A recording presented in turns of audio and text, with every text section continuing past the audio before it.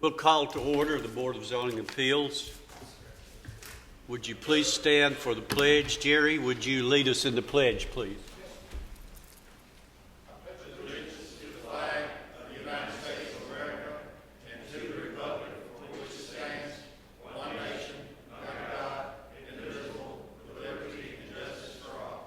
Please remain standing for a moment of silence.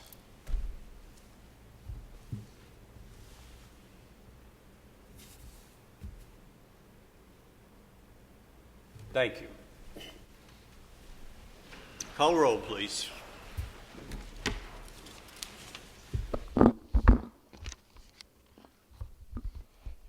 Keith Bratcher, Here. Joe Crowell, Here. Jerry Sartain, Joe Machoto, Here. Michael Rather, Jared Barrett, Here. Vane Cantrell. Present. We do have a quorum, sir, and all voting members are present. Regular meetings members are present and will be voting. You have before you the minutes of the last meeting. Are there any additions or changes to these meeting minutes? Have a motion on them? I move to approve them. Have a motion that they be approved. Second. Have a second. All those in favor say aye. Aye. Those opposed, like sign. They are approved.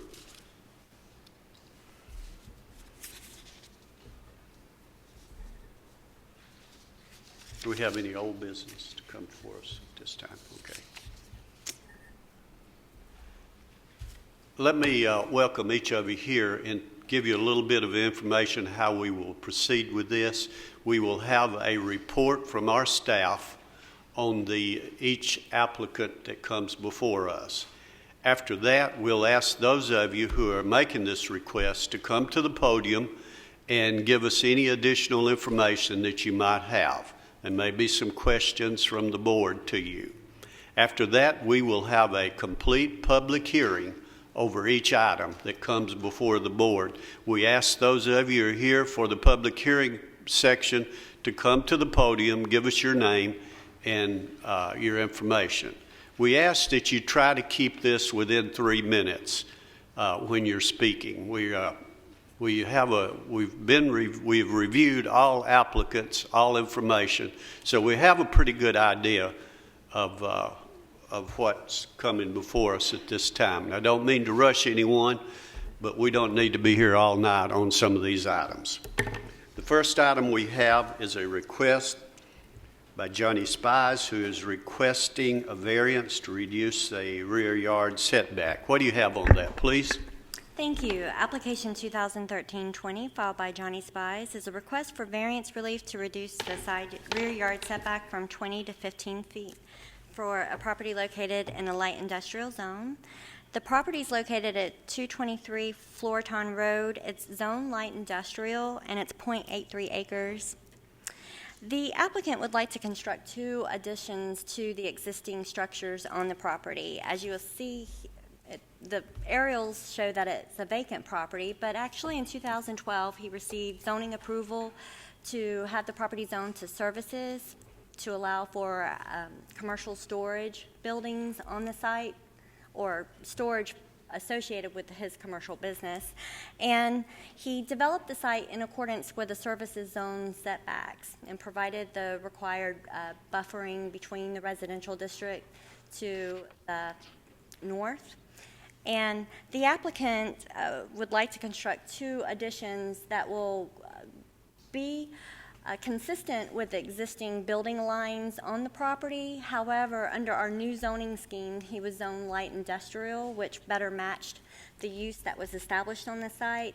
And with that zoning change, which was caused not by the applicant, but as a result of our new zoning scheme being adopted, it requires an additional setback of an additional 5-foot rear yard setback.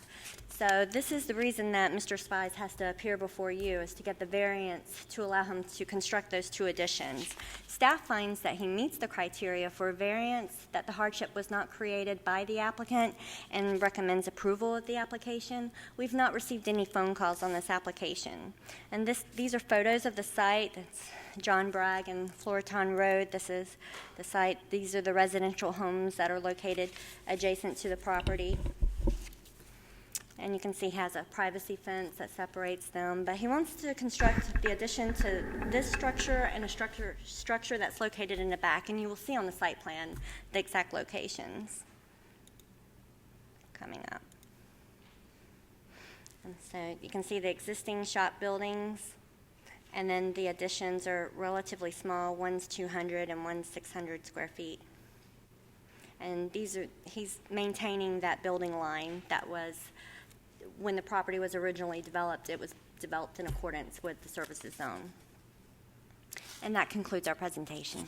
Do we have anyone here representing this request? You'll come around, please.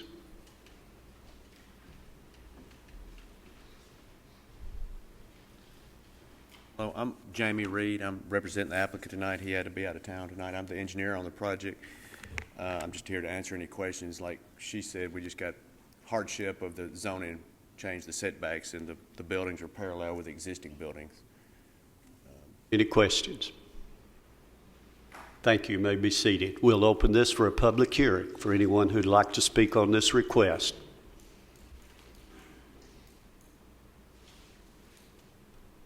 Close the public hearing. Do we have a motion on it? Mr. Chairman, I make a motion to approve. Have a motion to be approved. Second. Have a second. Call the roll, please. Keith Bratcher, Yes. Joe Crowell, Yes. Joe Bishoto, Yes. Jerry Sartain, Yes. Zane Cantrell. Yes.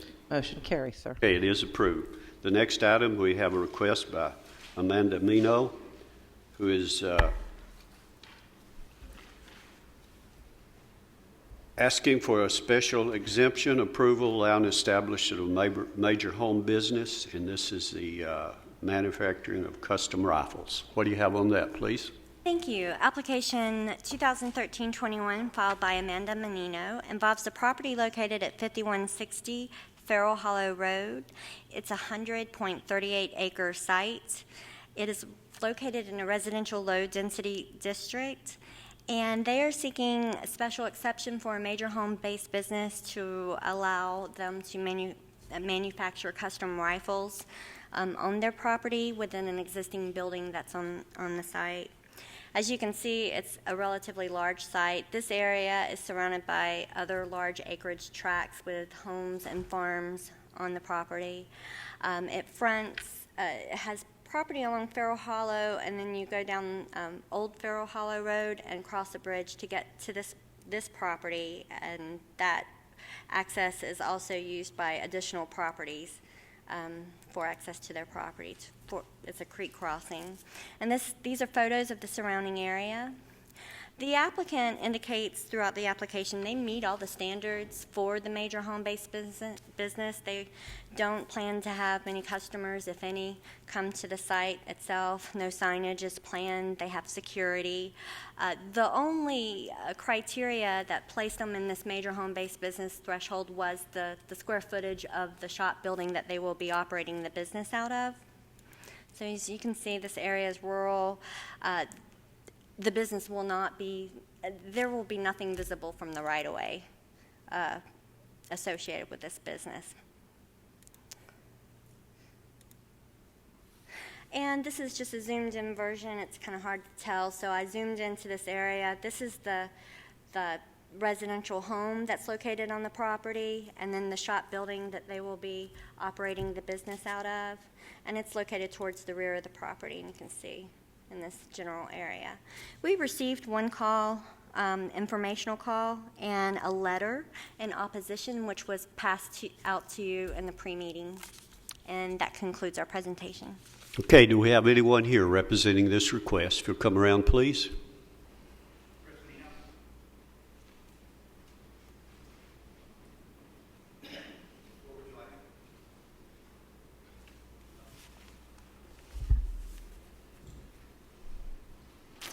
come to the podium where you can speak into the microphone, please? Yes, sir. You have any additional information? I've been building rifles for about 20 years. State your name before you I'm sorry. start. Thank you. Guy Christopher Menino. I've been building rifles for about 20 years. Because of the BATF licensing, they say I'm a manufacturer. I'm really not going to be manufacturing anything. I buy actions and barrels and stocks and then assemble them. And because of this, I have to be a manufacturer, and because of this, I'm requesting the variance. There'll be no signage. No one comes out. I don't really test fire. I will, but I probably shoot recreationally more than I would be test firing guns. I build maybe 20 rifles a year. Right now, it's less than that. It'd probably be more like 10 to 12. They're custom match rifles, target rifles. I don't, if you have any questions, please ask, because I really don't know what to tell you. You contract with other companies to put their rifles together, is that Actually, correct? if you wanted one of my rifles, you would contract with one of the, used to live in Alaska, and you would go in and you would order through another gun shop. So it's like I buy Remington actions and Hart barrels, and at the end of the day, it says it's arms and equipment on it, but I put Part A with Part B. Or for the company or for the customer? All the rifles are individually ordered.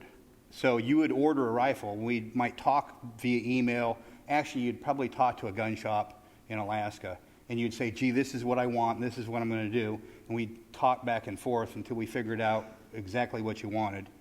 I'd order the parts. I'd give you a price. We'd order parts. I'd put it all together. It's more of a hand fitting. You say you do 20 of those a year? That's the most I've ever done. Okay. Right now, I haven't been doing it because of the lack in time and change of license. Being honest, if I did in the next 4 months, if I did one, I'd be surprised. Okay, and what kind of rifles are these? Basically match rifles. If you're going to go shoot a match. Okay. I do hunting rifles also.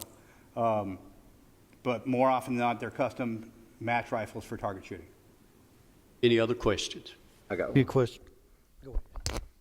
You were kind of hesitant about firing rifles. Will you be firing rifles out there? I fire rifles there now. Okay, thank you. I got a question. Daniel, I don't know, you may recollect. Are there other businesses like his in this county now that just probably would be under minor home-based businesses? The only reason he would be coming for us was because of the size of his building, correct? That's correct. Okay, so he would be doing nothing other than what's already going on, other than he's just got a bigger building and somebody else might be doing it out of their garage. That's right. Okay, thank you.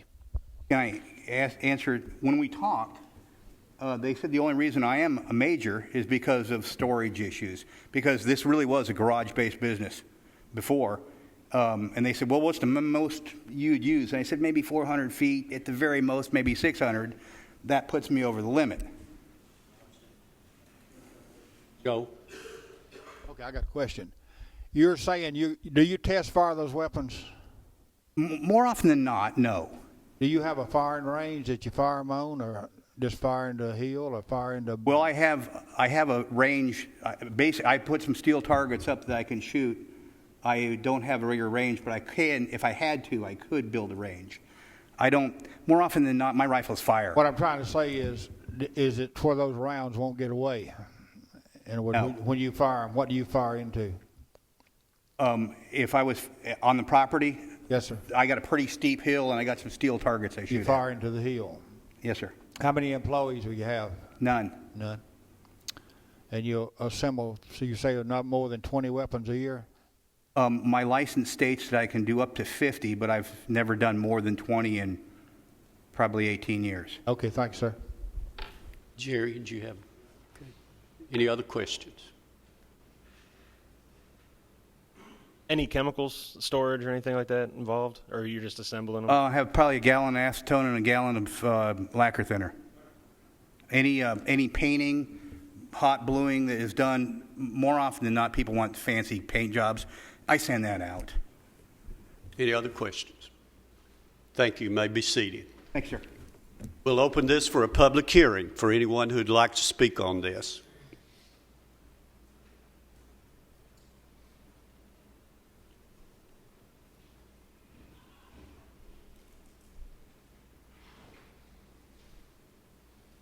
If you'll come to the podium and give us your name and share with us your information. I'm Randall Delbridge. I'm one of his neighbors, and I'm not really opposed as much as I'm concerned because I don't have enough information on what's going on. I hear a lot of tentative plans with not a lot of anything in concrete or anything that really we can go back. It wasn't that long ago we had a massive drought. Mr. Chairman, Please speak into the microphone. The acoustics are terrible in here. sorry. Yeah. And it wasn't that long ago that we had a massive drought. And a lot of us out here, until we had our previous 6th district congressman arranged to get us an agricultural grant and get us a fire main out here, we had no fire protection. And we were served by a very, very good volunteer fire department, but they're not full-time staffed, and there's a response time issue. And so the best laid plans of mice and men often go astray. Anytime we have a brush issue, everybody in the hollow have concerns about whether or not we can adequately put this out, and we try to communicate one another. There have been several concerns due to the shortness of the notification when we found out that things were approved or looked like they'd come to zoning appeals. His access, well, fire department access way is his private drive, and it's quite suitable, I think, for a private residence private drive. But this is a residential, low-density residential, and if his home place were to burn down regularly, it would be just his home place, and it might threaten the rest of us. None of us would want to see anybody's home threatened. But there's an expression in the fire service that sometimes what we do is we save foundations, and what we really do is you save somebody else's property. And no one wants a catastrophe to go on. But there are also people that are served off of private wells even to this day. And you have so many different things, whether or not there would ever be any accidental release of unforeseen chemicals such as this. NFPA 495 is a governing document which deals with storage of explosives and ammunition for non-personal use. Even though there may not be many rounds, that would be officially a document put up by the National Fire Protection Association which would govern that. I don't know, I haven't talked to anybody who would be the responding fire department, whether or not they would feel comfortable, or they'd say, well, it wouldn't bother them a bit to have this level. I don't know. I don't see any limits on calibers. I don't know what's being fired. I just don't know anything about this. And when I don't know, I proceed cautiously because I know Big Spring. I'm a lifetime member of NRA. Just recently, I support the Second Amendment. Keep and bear arms, but I don't see that it says we have a right to manufacture them. I'm not trying to infringe upon his use of his property or anything like that. I just don't know. Because he's hit 5 units or 10 units, there's no assurance that he won't try to upscale the business if it goes, pardon the expression, great guns. So I just don't know. We live where we live because we like it peaceful and quiet. One of my neighbors had made a statement that they don't want it because they don't want the traffic. They don't want one more delivery of one more of anything because they have grandbabies that are out there in the road. We've had cows. We're a neighborhood. You need to try to finish up, please. We just don't know. We have no assurances of what chemicals will be.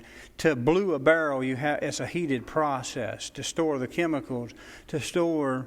there's nothing in writing. There's nothing. There's no assurance that this just doesn't open the door for something else. We have Big Springs, has been involved in community battles for years. A leakage of chemicals to the groundwater source could be catastrophic. We don't know. We just don't know. We don't want to say no, but we don't know. And if you say yes at the finals, it's hard to get the bullet back. Once you fire it, you can't get it back. So, Thank you very much. We appreciate it. Anyone else? Mr. Chairman, I got a question for our staff while they're on the way up here. Kind of goes with the question I had asked before. I don't know if he had if he was doing his manufacturing or doing his assembly here, but if he was under a minor home-based business, he was doing that out of his garage, he would not be here, correct? Minor home-based businesses are limited to 500 square feet. Okay, so his building that he's in now, what is the square footage on it? Well, the building that they're going to use a portion of, I believe, is 2,400 square feet. Okay, so, but his major thing was for storage, and that's why he's here, just because of the building. Let me ask you this: where it shows his driveway, how far is he off the road? I didn't measure personally, but I remember when we spoke with the applicant, he indicated that it was almost a mile long. Okay, all right, thank you. Anyone else? Close the public hearing. Do we have a motion on it? Move to be approved, Mr. Have a Chairman. motion that be approved. Do we have a second? Second. Call the roll, please. That second.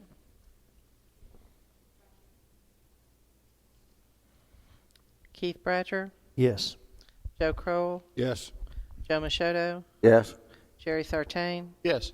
Thane Cantrell. Yes. Motion carries, sir. It is approved. Let me remind you that there is a written plan. It's in the planning office anytime you'd like to come and read that, so you'll feel like we do have something in writing.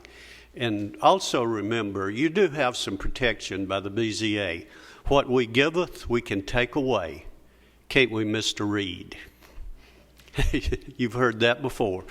So we will monitor all applications for some period of time. The next item is request by Michael Sutter. And what do you have on that, please?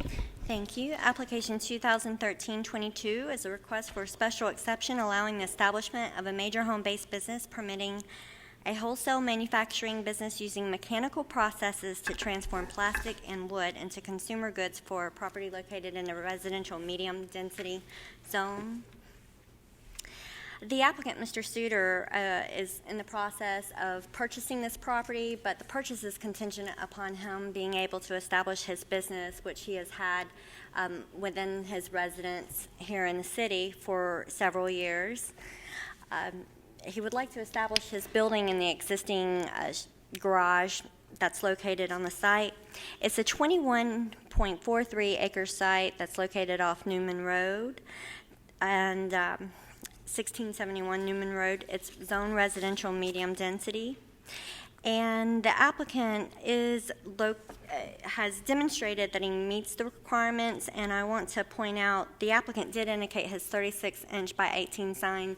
In my staff report, I erroneously stated that it was 7.5 feet and it didn't, square feet, and it didn't comply, but it does comply. It's only 4.5 square feet, and I wanted to let you know that that does comply. So he does show that he meets all the conditions at this time. Mr. Suter indicates in his application he would like to expand the business to a much larger structure, 15,625 square feet at most in the future, and to add additional employees. And we have a site plan towards the end of this slideshow to show the proposed plan. Staff is recommending that the board can take this into consideration, but we recommend that any expansion plans are reviewed at the time of expansion and not part of any approval tonight. We have received multiple calls in opposition. I understand that the applicant has met with surrounding neighbors to discuss his plans. We have received a letter in opposition, which I passed out to you in the pre-meeting, and I had one informational call. And these are photos of the site. It's heavily wooded. It's located off of Newman Road, Tulane County Road. We posted the sign on the property. Now, as I mentioned in the pre-meeting, it was indicated, brought to our attention that though we posted the sign on April 25th, I understand that the sign was taken down shortly after we posted it and not reposted until this past week. So there may be some concerns about that mentioned to the board, and it's up to the board to decide whether or not to take action on the case tonight or defer it to the next month. So this is the structure that he would like to locate immediately in with his business. And this is the plan. It's actually including both of these parcels. That doesn't really exist for the purposes of what we're considering tonight. And this is just a close-up. And there will be some upgrades to the existing driveway to accommodate the trucks that will be bringing deliveries in. The applicant did indicate that as part of his application, he would store 2 trucks, 2 business vehicles on the site, and that's detailed in your staff report. And that concludes our presentation. Do we have anyone here representing this request? If you'll come around, please.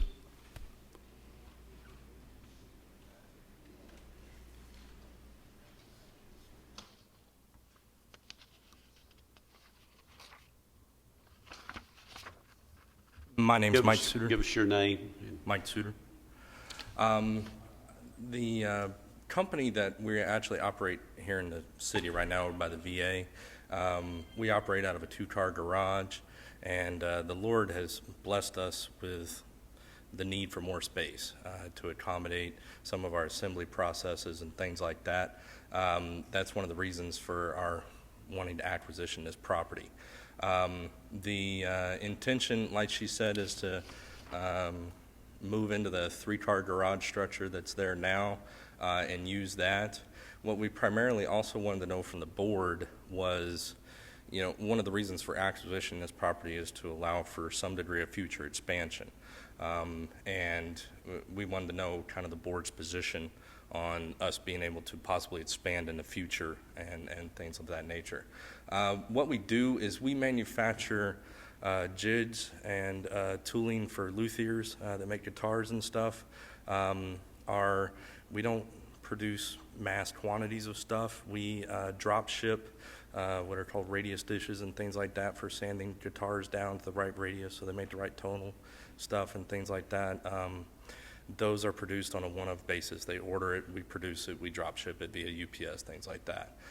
We also do manufacture some plastic parts out of HDPE, which are for the purposes of the packaging industry for a customer that we have up in Gallatin. And primarily the largest batch quantity we work in is about 100 units. It's not like we're making 10,000 pieces of anything or anything like that. I'm sorry, was that a question? I'm sorry, I thought I heard something. So with the 125 by 125, we met with a number of the neighbors out at the property on Sunday afternoon and listened to several of their possible concerns and things like that. I felt like we were able to address a number of those. One of them was with the possible size of that building. This was really just kind of an idea of the largest structure that we could possibly need in the future if everything went great. We wouldn't have a problem if that needed to be dialed down to like a 80 by 80 or a 60 by 60 or something like that. We can accommodate other things in the program. So, are there any questions? Any questions? Jerry? Yes, sir. Could you take us from the beginning to when you're finished manufacturing? Tell us what type of materials would be coming in your driveway, what you actually do to them. Okay. Talk to us about the manufacturing process that you use. Okay. One of, for instance, the bad stands that we produce for the customer in Gallatin. Please speak into the microphone, please. I'm sorry. That is produced out of a product that's called HDPE, high-density polyethylene. It's the same material they use to make milk jugs, things like that. It's actually an edible plastic product. We purchased that from a company up in Gallatin. It's delivered on a half-ton flatbed truck, just a normal street vehicle. We then take that material. We would place it on a CNC router It's a 4x8 CNC router that's enclosed in a soundproof room. And we use, it's a router, so we use radial cutting tooling, like end mills type things, to cut the profile into shape. We do engraving on it and things like that. And then we also do what's called plastic welding, which is basically a modified heat gun.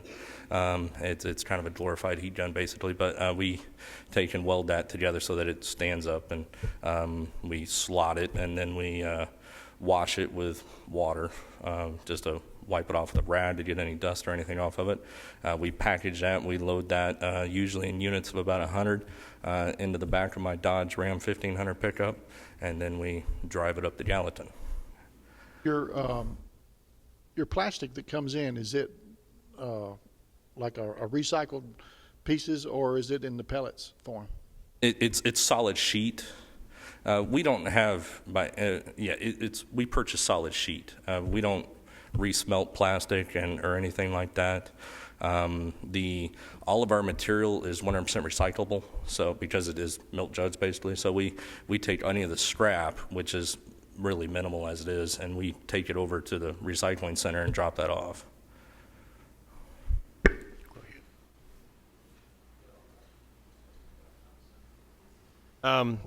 Two questions. Hours of operation, when are you planning on your operating your business? And then the other one, chemical storage, are you going to have any, I asked the other guy this, I'm going to ask again, chemical storage, any chemicals on the site?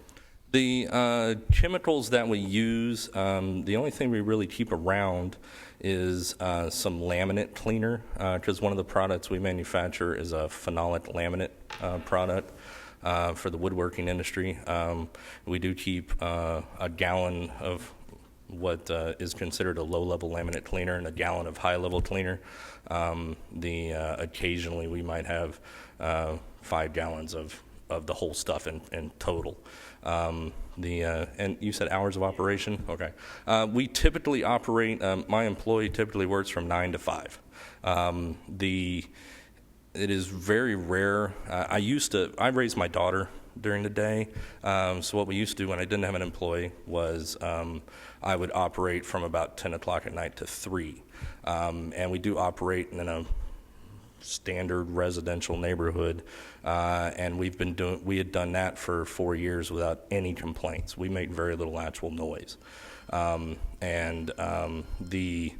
What we do now, though, that I have an employee, is she allows me to do most of the manufacturing stuff during the day. And it's pretty rare that I have to do any actual work in the shop at night. Mostly I do paperwork at night now. So, Joe? This is for Danielle. A building, 15,625 square feet. How about fire protection? They require a fire hydrant in this situation? Any non-residential development requires a fire hydrant to be within 1,000 feet. As far as this would be considered detached accessory structure, and based on what he would be permitted for a 20-acre site, he would be permitted 43,560 square feet of detached accessory area for 20 acres, and that's an acre.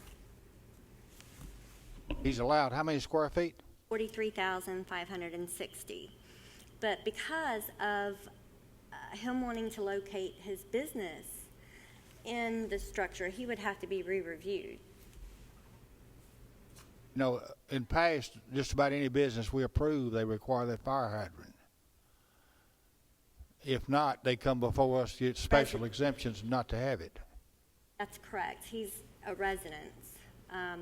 But he's a manufacturing resident, though. Right. That's why we are recommending that when he does expand, that it comes before the board, but he actually does have a fire hydrant located in front of the property. it's within 1,000 feet. I called the CUD and asked them where the closest fire hydrant was, and they said it was in 1,000 feet. There's one already out there within 1,000 feet? Thank you. Do you have a fire hydrant there? As far as I know, like I said, I called the CUD and asked them where the closest hydrant was to the property. They informed me that it was within 1,000 feet. And if that's something, like, if we're required to install a fire hydrant in order to expand the building, if that's at all possible, I wouldn't have a problem doing that, because we want to maintain Okay, safety any and other everything, questions? so. I got just a couple, Mr. Chairman. With your expansion, how many employees would you be adding, you think? Our goal inherently would be to have a second employee, probably within the next couple of years. Maximum really expansion of 3. I raise a family and I got my wife and kid there. It is not our goal to cause trouble. We're not setting up to do anything crazy. So, All right, so thank you. Any other questions? Jerry? Just, if you're thinking about a building 120 by 120, why would you not want that in a manufacturing area instead of a residence? I inherently have worked at home for 20 years, and my business structure is such that it has allowed us to weather a lot of the problems with the economy and stuff by limiting our overhead and things like that. And we would prefer, if at all possible, to maintain the work that we do on the property. You understand that the approval, if you was to get it today, is not a guarantee. I understand, and what I'm actually looking for there is not a guarantee, but I guess I'm looking more of a feeling on that. I mean, if you looked at me and said that there is no possible way that this could possibly ever go down, then I would take that as a negative. But if you said that it's reasonable, but we'll have to look at it when we get to that point, then I would take that as more of a positive feeling. Thank you. Any other questions? Thank you. You may be seated. We'll open this for a public hearing for anyone who'd like to speak on this request.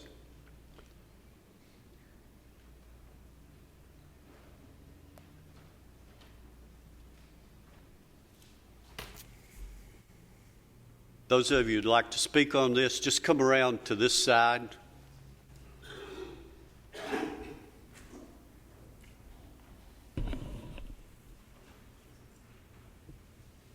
Good evening. My name is Vern Anderson.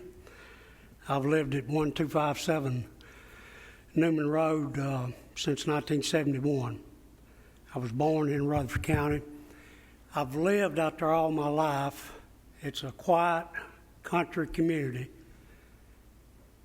We don't have any manufacturing people out there. We don't want any.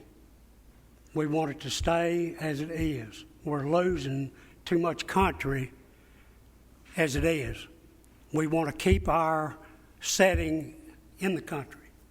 We don't want this manufacturer in our surroundings. I have cattle on down the road. I live just north of this property. There's a creek that runs through this property. I don't want any chemicals or anything else getting in that creek and going on down to where my cattle are. I'm opposed to this very strongly.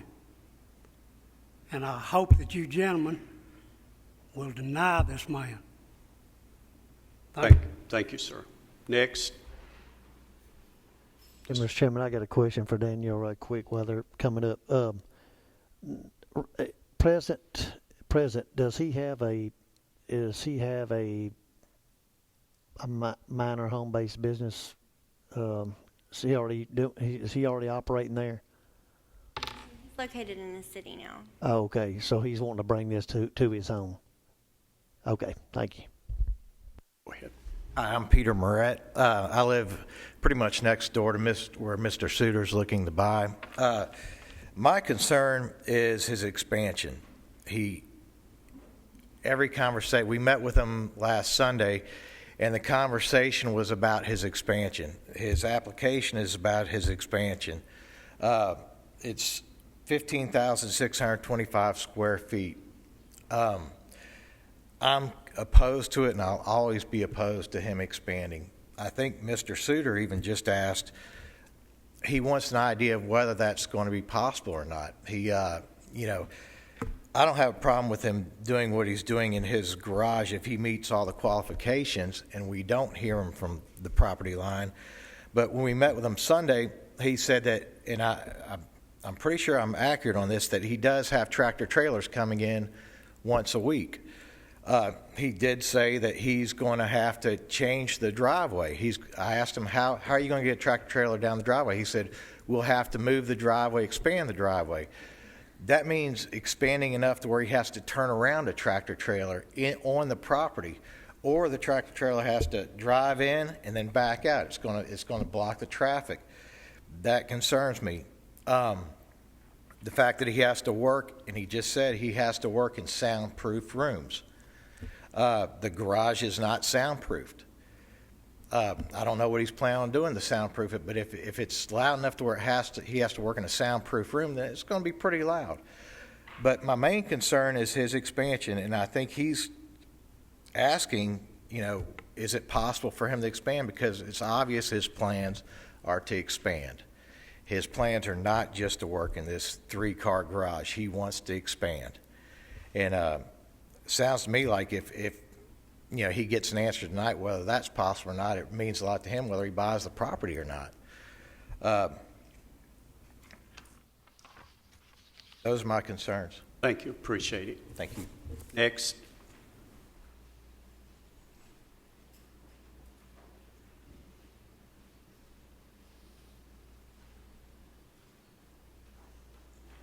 Name's David Pugh. I live 2 houses, 2 properties down from the site. My concern is, as well, is all about the expansion possibilities. Any person that wants to make some money working out of their own garage, I don't have a problem with that at all. Sounds like this is a step up from where he's already at, even as it sits. Concerns are opening up the property as much to pull tractor trailers in. That's a concern. Limit it to single axle, I'd be a little more lenient on it. Definitely the size of the shop. We're not out in a rural area to live in a warehouse division. If so, I'd have bought in town, but that's my concerns. Thank you. Appreciate it. I got Wait just a minute to maybe a question. So the request of this applicant is to locate the business in a 1,092 square foot building there. So you wouldn't be opposed to that, but you would be opposed to expansion of the 15,000 square feet. Yeah, whatever size that, I don't know, square footage. It's But yeah, 125 the by existing 125. garage there, I would not. If it's if the soundproofing and all that stuff works as he says, Right. But I don't have anything but his word to go on that. But yes, I mean, somebody being in their own garage, I don't have a problem with that. Okay, thank you. Well, I'm gonna Next. if I want to make sure I'm correct too, Danielle, what he's applying for is to have it in the 1,092 square foot existing building. If he ever wanted to expand to the 125 by 125, that would have to come back for us, right? That's what we're recommending. Okay. And I want to just remind you that even if you do approve any request, whether it's this request or any major home-based request in the future, they're bound by those conditions for home-based businesses that relate to dust, sound, noise, everything, the deliveries, anything that causes that business to change the residential character of the area. And despite the fact that he gets approved and it's for a business, he's still bound by those conditions. But what he is applying for tonight, though, is just to have it in that existing structure, which is 1,092 square feet. That's correct. He's included the expansion, and the board could act on anything at this time because of it being part of the application and what was advertised, but staff is recommending that it only consider what's on the ground now. Okay, thank you. I didn't understand it that way. He did say that he wanted us to give him some kind of whether we would be approve expansion or not, and there's no way we can do that. All we can do is deal with what is in that application. And if he wants to expand, we may or may not. If it is approved, it may or may not be approved. So we can't give him that kind of guarantee or even any indication. So it's whatever he has in there. Is that what you're saying? Well, he included the expansion as part of the application. The board could act either way, but you couldn't give him any clue as to what kind of action would be taken in the future. Okay, if so you so split it up. so if we approve this the way it is, he would be locating in the 1,092 square foot, but we would also be approving at a later date he could expand. That's the way the application reads now, correct? No, that any expansions are reviewed by the board at a future date at the time of expansion. That's what our recommendation is, that you just limit it to the 1,092 square feet. Okay, I just want to make sure I'm clarifying what It's a little confusing. Do you understand that now? Yeah, it's not included in that. It's my understanding. Okay, that's my understanding of this. All right, thank you. Okay. I'm sorry. Go ahead. Give us your name. You're fine, sir. I'm Larry Anderson. I live at 1291 Newman Road. It's about 3 properties down north of his property. I've been there all my life. The worst concern I have is the chemicals on the property coming down through a creek that, it's mainly a wet weather creek. And if there's any chemicals or plastic that gets into the creek, it could harm cattle down the road or harm any type of wildlife that's coming into that area. The noise level, I am concerned about that. Any type of commercial business that has to soundproof a room, its noise level has to be awful tremendous. And if they go to a bigger building, it's just going to increase the noise level. The road with the semi trucks coming on it on Newman Road, if anybody's been out on Newman Road in the past 20 years, it's a narrow, winding road. And there's a lot of people that ride bicycles on it. There's one bunch of people that literally come from Coleman Hill Road to Newman Road constantly on Sundays, Saturdays, or during the week, riding bicycles. They have a club. People walk up and down that road or running up and down the road. Kids are out on the road constantly. With the semi trucks, it's turning around, getting in areas that they can't turn around. So the wildlife is the next concern. Is if the noise level and chemicals in that area, could harm the natural wildlife in that area. So I am opposed to this being rezoned for commercial use. I appreciate your time. Thank you. Appreciate it. Next.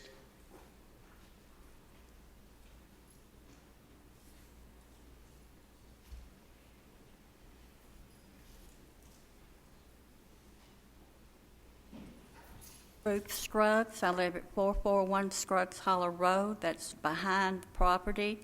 My husband and I do not want this. We moved out there to retire for peace and quiet and be left alone to watch the animals, and we do not want it.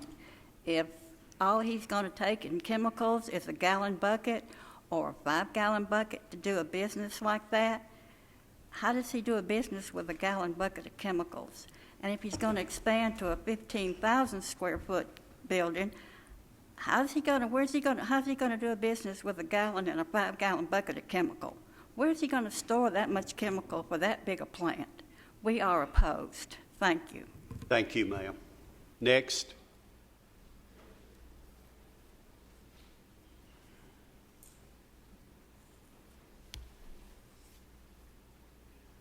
My name is Boyd Evans, and I live at 523 Gin Court, and I'm the current neighbor of Mr. Sutter. And his garage, my kitchen window is literally probably 12 feet from his garage. And I got 4 children. I'm glad he's my neighbor. When we heard that he was thinking about moving, we were saddened that he was going to move. The noise, there's no noise that we know of that we can hear. He used to work, like he said, when he had a little child. His wife, I think, works during the day, so he had to work some at night. Never kept us up. As far as the semi-trucks, I've never I mean, I don't know. I work out of my house when I'm at home. I'm an insurance adjuster. I go on the road a day or two at a time, but then I'm back home. He had a delivery today. I was outside playing lunchtime with my son in our yard.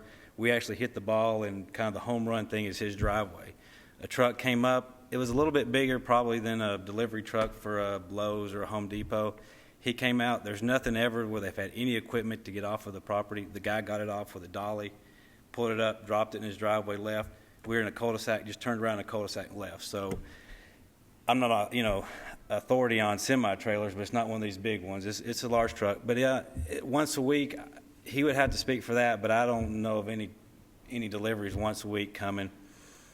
He may have a little bit more ups trucks coming than most, but that's still not every day. I can answer any questions, but like I said, as a neighbor currently now, probably 12 feet away from where he works, I wish he was staying. And as far as chemicals, from what I understand, just hearing him talk, 'cause I've never really talked about it, I think it's mainly for clean. I've never seen any chemicals spill, go in, go out. He uses regular trash as far as disposal. He never doesn't have anybody come take chemicals away or byproducts away. I guess he goes to recycling, just what I heard today from him. Like I said, he's a great neighbor, and I wish he was staying where he was. And thank you. Appreciate it. Next.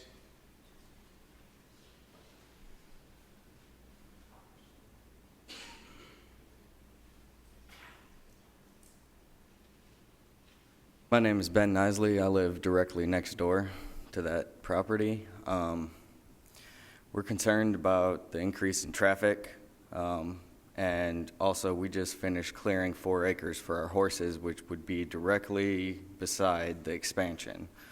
We're concerned about noise and definitely the increase in traffic. Thank you. Anyone else? Close the public hearing. Do we have a discussion?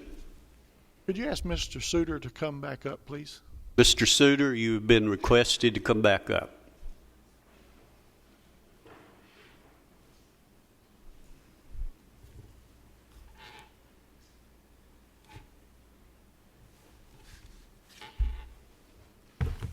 Mike Suter. I appreciate your coming back up. Based on what you've talked to your neighbors about or what they're telling us, you're not really interested in this just for the garage. You're there because you want to do an expansion. Is that correct? We believe that in the future we will need some additional space other than just that three-car garage. Do you understand that that's not what's before us? I do understand that, yes. And like I had said earlier, and I understand that you might not be able to give me an indication of future intent or anything like that. We were mostly looking for, I'll be very honest with you, we didn't want to pick up a property for the purposes of what we're doing, and then 5 years down the road not be able to put up a 60 by 60 building or something like that and have to relocate again. That's really kind of what we were looking for there. And I understand. And that's something we can't promise you. I understand that. Yeah, I understand that. Any other questions, Joe? Okay, you're saying you're washing your finished product with water, right? Yes, sir. What are you washing off? What chemical are you washing off? Just natural dust. Dust that's in the air and stuff that would settle on the product. Do you use any chemicals? And we don't actually. I'm sorry to interrupt. Do you use any chemicals in the manufacturing of this product? No. Thank you. Any other questions while he's up here? Mr. Sutter, I guess it's kind of hard for me to say, but an expansion of that size that you want to do, to me, it looks like to me that you need to be looking for a building somewhere or a place that you can, in a manufacturing area, in other words, instead of a residential area. It's going to be hard for me personally to approve anything which is not you don't want to, it's not included in this, but it's what you want in the near future if your business goes on. Is that not correct? Yeah, I mean, in the application, it asked for what our future plans were as well. So that's why we included that stuff, because, 10 years down the road, we might go out of business in 2 years. We can't do that, but, we do a lot of prototyping work and custom manufacturing stuff, so, we do a lot of engineering and things like that and figure out how to make people's products as well. And sometimes that requires some floor space to work that out. And like I said, the 125 by 125 was shooting for the moon. That was as big as we could possibly ever conceive needing. And we felt it was reasonable because it was well within the limitations that are in the zoning requirements for that. Does that answer your question? Any other questions? Thank you. You may be seated. Just in response to this question You may be earlier about- seated. Oh, I'm sorry. Thank you. Close the public hearing. I think I said that. I'll say it again. It's closed. Any comments from the board? Okay, I'll Mr. Chairman, I entertain. kind of agree with Joe here. I think he should find a place in the commercial area to manufacture this product. Okay, I'll entertain a motion on it. I make a motion to deny this request. We have a motion that be denied. Do we have a second? We have a second. I'll give a second, but my reason is it's just not suitable for this neighborhood. That's my reason for second. Okay. Any other comments? Call the roll, please. Just for clarification, voting yes, that would be to deny, correct? That's correct. Okay. Keith Bratcher, Yes. Joe Crowell, Yes. Joe Machado, Yes. Jerry Sartain, Yes. Thane Cantrell. Yes, Motion carries, sir. it is denied. The next item is a request by Dwight Willis, and this has to do with a burrow pit. What do you have on that, please?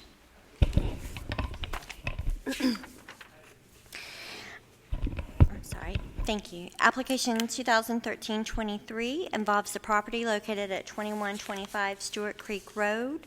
It's a request for temporary special exception approval, allowing a burrow pit with relief from the setback and area requirements for burrow pits in the residential medium density zone.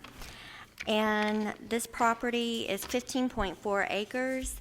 In 2006 and in 2008, Mr. Willis came before the Board of Zoning Appeals, and that was prior to our burrow pit regulations, but he was approved for the temporary resource extraction from his property. At that time, he was required to go before the state, obtain the appropriate permits, and submit bonds for protecting Stewart Creek Road.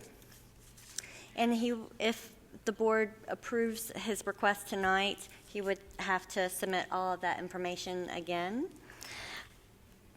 This was based on the complaint. Apparently, since the original or the permit in 2000 that was issued in 2008 expired, activity has resumed, and we received a complaint. And after researching his records and that verifying that the permit had been denied, he was notified by code enforcement that he needed to come before you again, and now he's subject to the burrow pit regulations that we have in place now. He wants to expand the existing pond that's located on his site, and I have photos of it, to 6.5 acres, and that will be 42% of his property size, which is 15.4 acres. Currently, the pond is 4 more acres. So we've received 2 calls in opposition. I believe those people who were in opposition also appeared at our offices with some questions and concerns regarding the operation. We also had 1 informational call and 1 call in support of the application. And these are photos of the area. He accesses his property off of a long drive that's part of his property, but it also serves as access for 1 additional home site. The applicant indicated that he did have a water truck on site to address the dust that might result from the truck traffic. His residence is located on this site as well, and you will see as we drive up the driveway, this is the applicant's residence and backyard. And then this is the pond area that you see where the work has started, and he'd like to finish out or add just 2 more acres. He will also, as part of his request, seeking relief from the 150-foot setback from adjacent residential properties. And that the pond, the extent of the pond that was originally approved also violates those setbacks already, but he developed the existing pond in accordance with the approval that he obtained back in 2006 and 8. And let's see, the pond area, this is the bank, and that is adjacent to the back of his residence.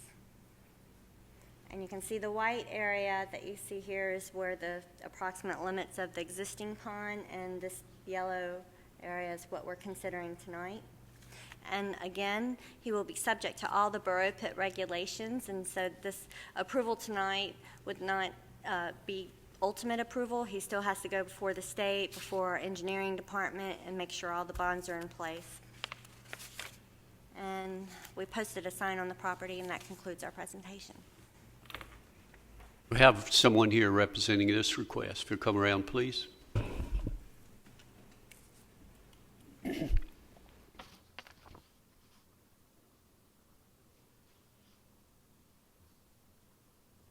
I am Dwight Willis, the property owner. In case there's any confusion on the issue, I'm not an excavator.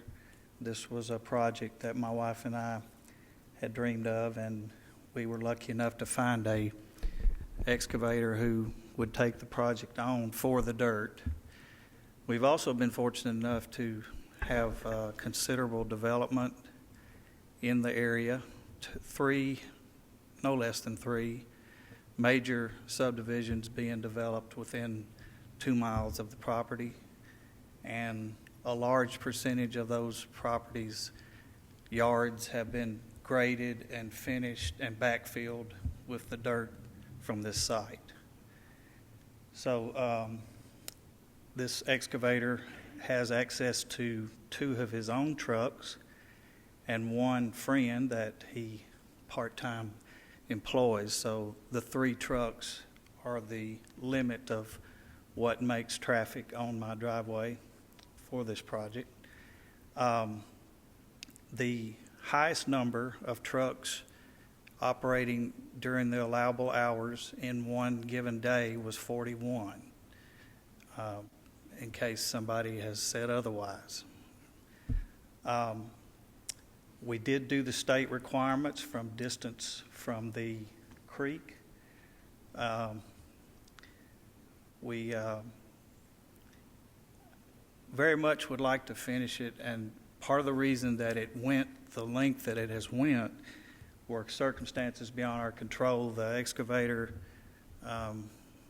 about 4 years ago got cancer and almost died and had to have a lung removed, and we didn't do anything for 18 months.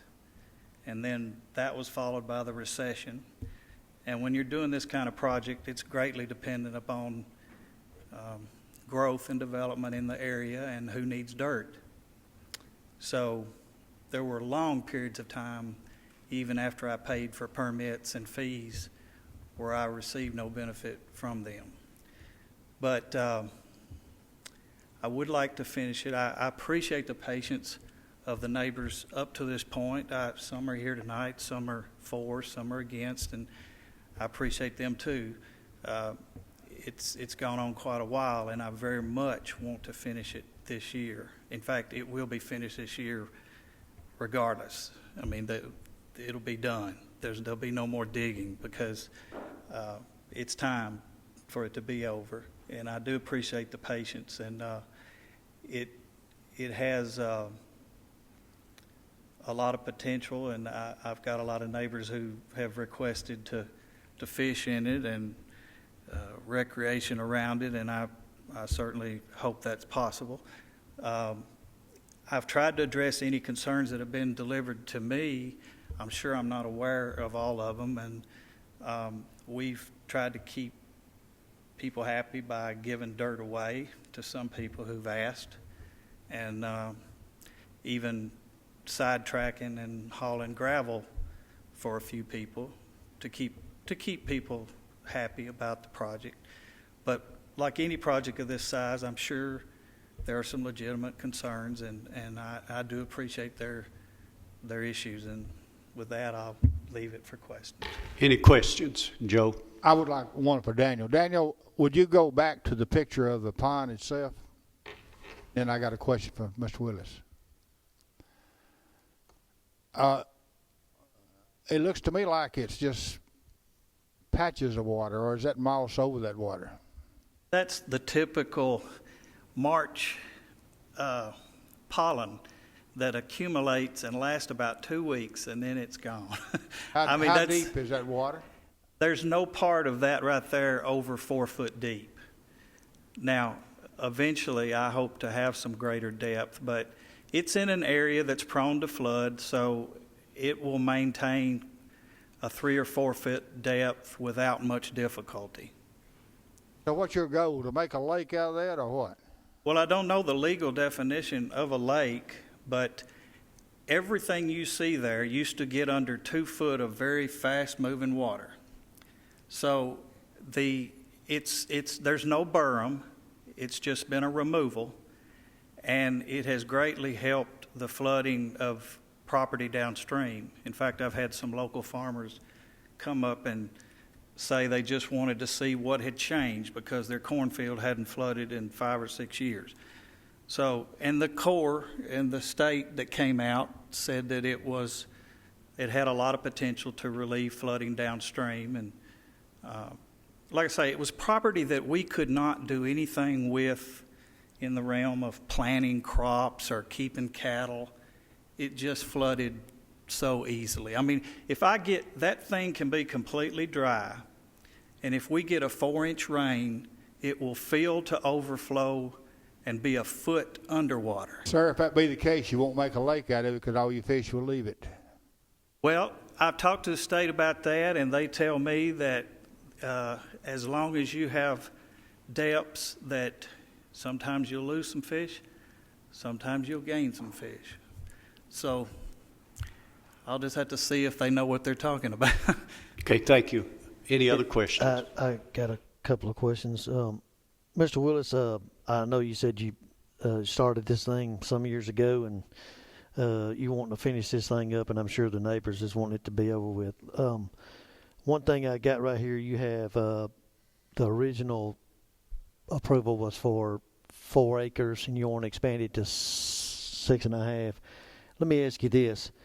If we approve this thing, that's for 6 months, and then staff can give an extra 3 months. Is that correct, Danielle?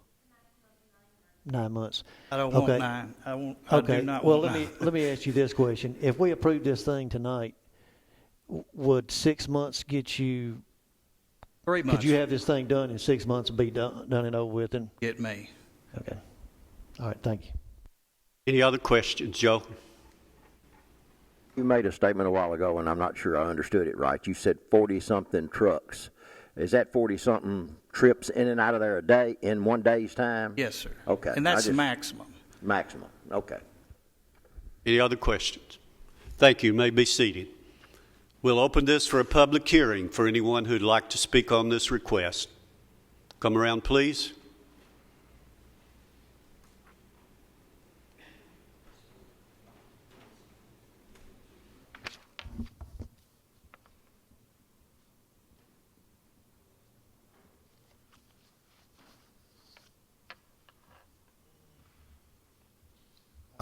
Charles Harvey. I live adjacent to Mr. Willis's property.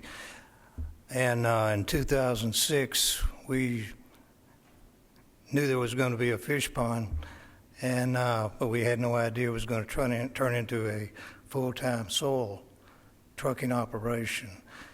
And trucks, of course, bring collateral damage, the numbers, the noise, the dust, et cetera, et cetera.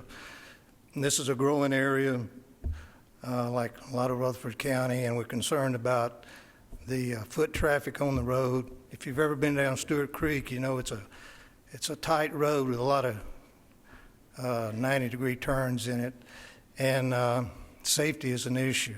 I'm glad to hear Mr. Willis say that he sees the end in sight, because this has been a long time coming for a fish pond. I think the area neighbors would appreciate the fact that it is going to end, because they need some relief. I would say this, since I live right next to the road that all the trucks come in, we need a concerted effort to hold down the dust, because that's a real issue. When you can't open your windows when the trucks are running, that's a problem. It's a health hazard. And I'd like to see that addressed. So that's my main issue at this time. Thank you for your time. Thank you. Question. So would you be against him having the 6 months to finish it up? Well, hopefully it won't take 6 months. I'd like to see it in right now. We've had a little peace here for a month or so, and it's really been nice. Yeah, I guess 6 months, if we can have a firm date that this is going to end in 6 months or sooner, we can live with that, because there's the end in sight. Thank you. I got a question. You say you live next to it until, I don't know when the activity started, so has there been a ongoing continuous of trucks going on out there in the last year or two? Yes, they've been running fairly regularly. Okay. So, I got a question for our staff. When was the last time he was issued a permit to borrow that pit? The last Borough pit was issued, permit was issued in 2008, and it was good for a period of a year. Yeah. And it would have expired in March of 2009. Okay. Well, that being said, has there been a lot of activities been going on there since 2009? yeah, it's off and on. Yeah, there's been some activity, sure. And occasionally they'll run on the weekends, not a lot, but they will run. I don't know about the numbers. Numbers get pretty high some days not so bad. But nevertheless, no water tankers coming down there to hold down the dust. Oh, all right, sir, thank you. I got one other question for our staff. Did Mr. Willis just come and get an application to read it, or was this brought on by a complaint that our codes department checked? Regarding the truck traffic. And we investigated to see if there were any permits and if they were still valid. And as a result of that investigation, the permits had expired. And once the applicant was notified that the permits had expired, he came in and applied. Thank you. Thank you. You may be seated. Next.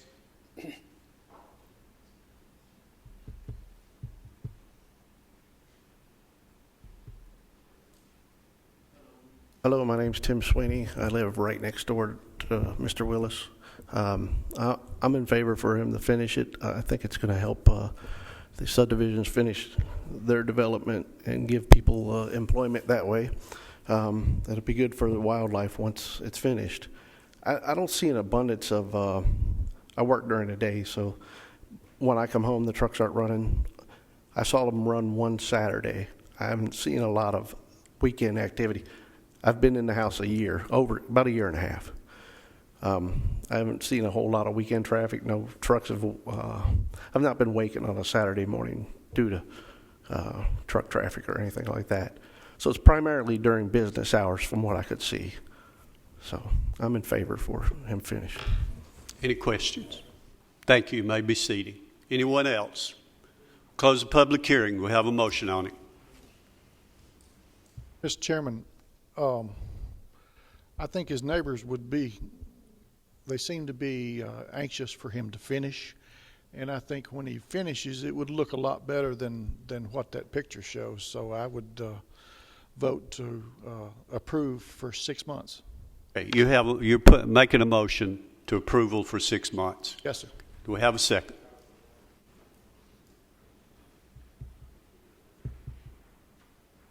I'll second it. We have a second. Call the roll, please. Keith Bratcher, Yes. Joe Crowell, Yes. Joe Machoto, Yes. Jerry Sartain, Yes. Zane Cantrell. Yes. Motion carries, sir. Okay, it is approved for 6 months. Next item we have is a request by Richard Reeves, who is requesting an amendment to a temporary conditional use permit allowing the burrow pit in a particular place. Thank you. Application 2013-24, filed by Richard Reeves. The request to amend a temporary conditional use permit, which is still valid, allowing a burrow pit with relief from the area requirements for burrow pits in the residential medium density zone. The site is a 215-acre site, and we're pretty familiar with it. It's located off of Jefferson Pike. We just processed an amendment back in March for the additional land that was purchased and incorporated into the parcel. The applicant has requested this amendment to deviate from one of the conditions that were established in the original permit that established a 5-acre limitation at any given time, and once that 5 acres has been excavated, then that needs to be stabilized before they can move on to the next 5 acres. And since that occurred, the applicant was notified by BFI, who is buying the soil from Mr. Reeves. They indicated they needed the pure red clay for the preparation of a cell. Well, the pit that they are currently in now and still using or excavating does not have that red clay that's needed for that particular function of the landfill. And they have located it within one of the approved areas to excavate on the site, and they would like to, for a period of 60 days, be able to have 2 pits open during that 60-day period. And once it is the 60 days has ended from the date of the land disturbance permit being issued, that condition will be reenacted, and he would be held to the 1 5-acre pit at any given time. And the applicant will be here to better explain the reasons for this. And we received 2 informational calls. There were no calls in opposition of the request. We posted signs on the property. I'll go through really quickly photos of the site. Originally, the applicant had indicated June and July. They expected to get the state permit in hand sooner, but it's taking longer than expected. So instead of limiting it to June and July, they've just asked for a 60-day period from the date of issuance for the land disturbance permit.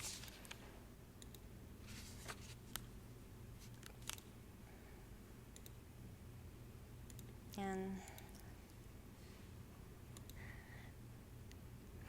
the applicant supplied us with a survey. This is not approving any additional areas. They're staying within the limitations that were approved by the board. The area shaded in green is the pit area that's currently open, and then this dark area here, south of it, is is the area where the red clay is located. And that concludes our presentation. Do we have anyone here representing this request? If you'll come around, please.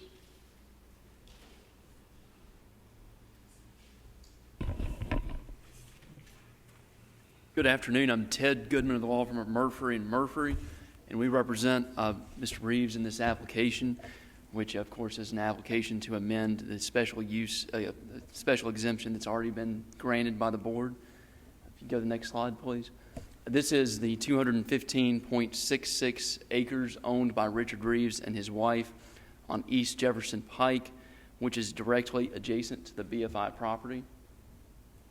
The current special exception requires that only, has several conditions, and among those conditions, only 1 borrow pit at a time of no greater than 5 acres each can be open.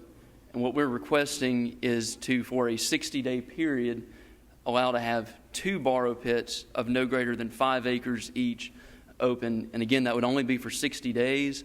At the end of the 60-day period, we would close one of the borrow pits and go back to the 1 5-acre borrow pit restriction. Next slide, please.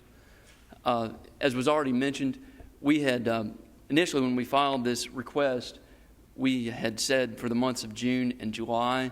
However, since we filed it, we learned it may take a little bit longer to get the state ARAP permit than was initially anticipated.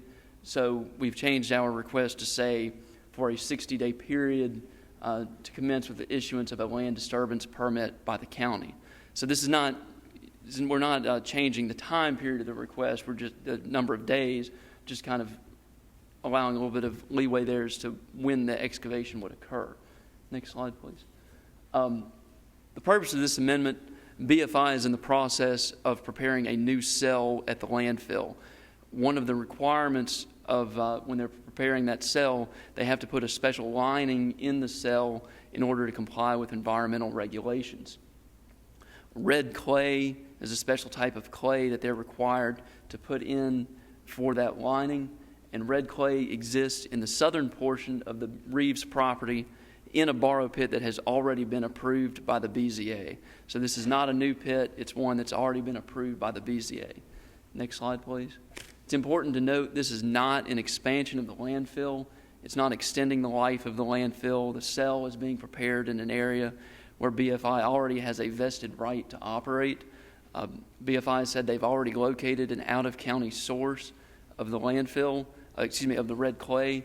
So if Mr. Reeves cannot provide it, they're going to have to truck it in from out of county. That would be about 6,500 truckloads that they're needing. So what Mr. Reeves' proposal does is it keeps those 6,500 truckloads, or approximately 13,000 truck trips, off of the public roads leading up to the site during the 60-day period. Next slide, please. Under this request, there would not be any simultaneous excavation. We would alternate either days or weeks between the two pits, so we wouldn't be digging from the same one at once. We'd alternate days or weeks. The total land area of excavation would remain the same. Again, it's in a borrow pit already approved by the BZA. And again, the one pit restriction would automatically revive at the end of the 60-day period. This would not extend the life of the Reeves project. Next slide. The red clay is located in the southern portion of the Reeves property. It's in the borrow pit that is the furthest borrow pit from the homes of the Riverwalk subdivision that's already been approved by the BZA. It's screened from Riverwalk by distance, by a tree line in a wooded area, thus minimizing any impact that this request would have on Riverwalk. Next slide, please. This is the survey that you saw earlier in the staff presentation. If you can go, we'll zoom into it. The next slide, please. Okay, now I flipped this so we could see it a little better. It's a little odd. North is on the right side of the map since I had to flip it. This is East Jefferson Pike. This is Riverwalk subdivision.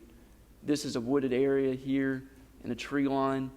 The area highlighted in green, that's where the currently open borrow pit is already operating. And the shaded area here, the furthest south, southernmost borrow pit is the area that contains the red clay. Next slide, please. This request would become a part of the original proposal for all purposes. It would not have any effect on the 6-month permit, with a possibility of a 3-month administrative extension already granted by the BZA, and again would not expand the time period of operation. Next slide, please. Mr. Reeves has already made a number of commitments to the county, to the Board of Zoning Appeals, and to his neighbors. He renews, reaffirms those commitments. All of those commitments and promises are in writings filed with the board, filed with the Planning Commission. And of course, he will continue to conduct all activities in compliance with all applicable state, federal, and local laws, ordinances, and regulations. Next slide, please. Among those commitments, these are not all of them, but there's not going to be any blasting during the project. All dump trucks and service trucks involved in the project will be prohibited from entering or exiting through the Riverwalk subdivision, and all excavation will occur only during daylight hours. Next slide, please. And of course, the BZA retains oversight over this project since we have to come back at the end of every permitting period. This allows the BZA to continue to police our fulfillment of these commitments, obligations, and promises. Thank you. Any questions? Thank you. You may be seated. We'll open this for a public hearing for anyone who'd like to speak on this request. Close the public hearing. We have a motion on it. Mr. Chairman, I make a motion be approved. Have a motion to be approved. We have a second. I'll second the motion. Call the roll, please. Keith Bratcher, Yes. Joe Crowell, Yes. Joe Machado, Yes. Jerry Sartain, Yes. Dane Cantrell. Yes. Motion carries. It is approved. You have one other item of business. Would you please state that? One item under board business. As you see at the end of your board packets that were sent to you, and also an attachment including a traffic plan, the applicant for the Warrior Dash that was presented to you last month, I believe that's 2013-19, is requesting a rehearing, and that request is allowed by the Board of Zoning Appeals bylaws. We actually had one last year, and you actually made a motion to rehear that particular application. In the application, the applicant, Mr. Kimball, included this information because he did not have it available at the previous meeting, and it relates to a lot of the concerns that were expressed by the board members. And this is his request. He would like the board to rehear. Now, the course of action would be either you make a motion to rehear or a motion not to rehear. If you make a motion to rehear, we would advertise it like we did the first time, prepare a staff report, re-notify all the neighbors, post a sign, and next month we'd hold a public hearing on the application and consider the additional information that was submitted by the applicant. If you make a motion not to rehear, then it ends there. What's your desire? I want to make a comment first. I drove out there the other day when I got this in my packet, okay? And I've looked at the roads, and I lived on a narrow road for many years, and I just feel that road is too narrow, and so therefore I am going to make a motion to not rehear it. Okay, we have a motion that we not rehear this. I got something to say too. I'm gonna second it, but I got something to say. I talked to Sheriff Arnold on the 2nd, and no one had contacted him about the traffic. And the next day, he had a guy by the name of Nathan Pagel call me, and he would be the guy that they would approach on something like this, and they had not contacted him. So I second Joe's motion. We have a second. Call the roll, please. Keith Bratcher, See, voting yes would be to deny, correct? Yes would be not to rehear. Not to rehear. Yes. Yes is not to rehear. Joe Crowell, Yes. Joe Machado, Yes. Jerry Sartain, No. Dane Cantrell. Yes. Carries. Do we have any other business to come before the BZA? No, sir? We are adjourned, ladies and gentlemen.